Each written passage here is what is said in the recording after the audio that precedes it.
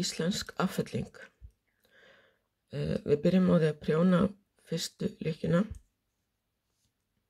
setjum hana upp á eins og við myndum alltaf prjóna hana þannig að lykkjustaðan sé svona.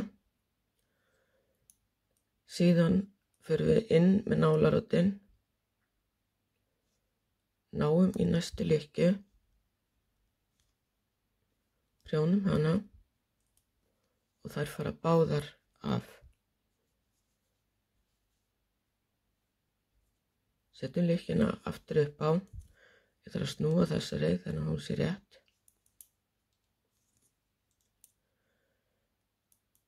Förum inn með oddinn, náum í, prjónum hérna í gegn og fellum af. Setjum lykkjuna upp á prjónin, nálaroddinn í gegn, sækjum næstu lykkju hérna bakvið og prjónum í gegn. Mynda svona hálfgert vaff hérna, öfugt vaff. Snúa þessari lykkju, því nú er ég að gera fram og tilbaka prjón. Set þessa upp á, fyrir í gegn, sæki lykkjuna, prjóna.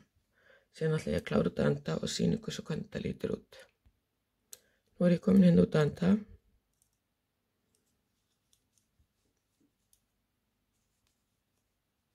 Og ég myndi bara klippa hér.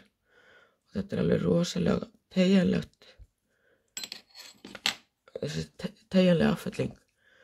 Og hún myndar svona svolítið eins og svona snúrukant. Kemur mjög skemmtilega út.